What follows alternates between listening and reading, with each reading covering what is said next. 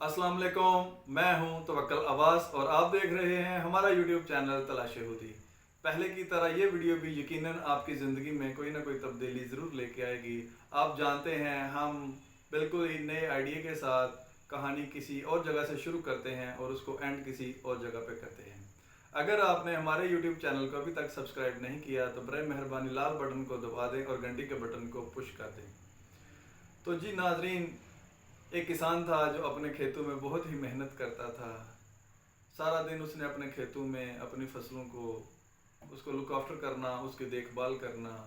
लेकिन जब फसल तैयार होनी तो खुदा की ज़ात ने उसकी मेहनत से ज़्यादा उसको उसका फल देना। उसके बाद उसने और ज़मीनें भी खरीद लीं और उन पे भी अपनी मेहनत जारी रखने शुरू कर दी। एक दिन उसने सोचा कि अब मेरे पास तो ज़मीन तो ज़्यादा है, लेकिन क्यों ना मैं कुछ बंदे साथ में ऐड कर लूँ जो मेरे साथ खेतों में काम करें। उसने कुछ लोगों का इंटरव्यू किया, लेकिन वो लोग उसको पसंद ना आए, उसने उनको रिजेक्ट कर दिया। फिर एक दिन एक लड़का आया, उसको उसने कुछ बातें पूछी। उसने कहा बताओ तुम क्या करोगे? उसने कहा जब भी आंधी आएगी मैं सो जाऊंगा। खैर किस्सा मुख्तसर, उसको उसकी बात समझ ना आई, लेकिन उसने उसको उस नौकरी पर रख लिया। अपने साथ खेतों में वो काम करना शुरू हो गए। काम करता रहा वो खेतों में उसके साथ और उसकी फसलें बेहतर होती रहीं। एक दिन क्या हुआ कि आंधी बहुत तेज़ आ गई और रात का पहर था। फसल पकी हुई थी और उसकी जो गांठें थी वो उन्होंने बांध के खेतों में रखी हुई थी। उसके जानवर भी थे।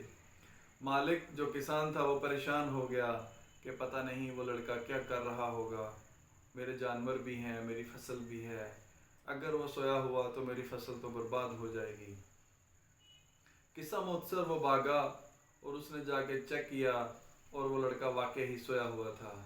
उसने उसको उठाया कि उठ बंदा खुदा, तुझे नज़र नहीं आ रहा कि बहुत ज़्यादा आंधी तूफ़ान और बारिश आ रही है और तू सोया हुआ है और मेरी फसल और मेरे जानवर सारे बाहर हैं, तो तू अभी तक सो रहा है। वो लड़का उठा और उसने कहा कि मालिक, तुम्हें याद नहीं कि मैं जब तुम्हारे पास नौकरी के लिए आया था तो मैंने पहली बात यही की थी कि जब भी हवा चलेगी, आंधी तूफान आता है, मैं उस वक्त सोया होऊंगा। तो उसने कहा अब उठ ना, क्योंकि फसलें मेरी बाहर हैं और मेरे जानवर भी हैं। तो उसने कहा ए मेरे मालिक, तुम्हें मेरी बात की शायद समझ नहीं आई।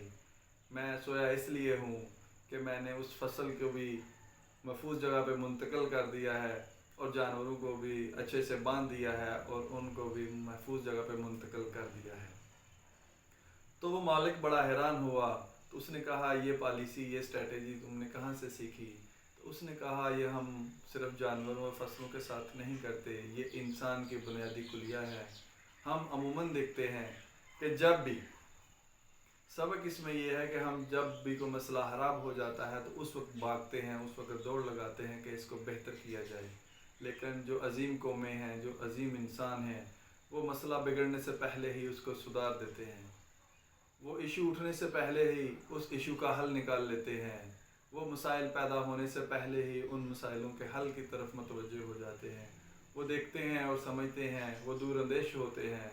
वो आँख की नज़र से नहीं देखते, वो दिल की नज़र से देखते हैं कि ये कौम मिलत, ये ख़ानदान, ये मुल्क, ये रियासत, ये अदारा, ये ख़ानदान, ये घर, ये फ़र्द, इसको ये मसाइल आने वाले हैं। तो उसके लिए वो पहले ही उसका चारा करते हैं। लेकिन हम क्या करते हैं, हम जब बारिश होती है, छत टपकती है, तो फिर उसके ऊपर गारा लगाते हैं।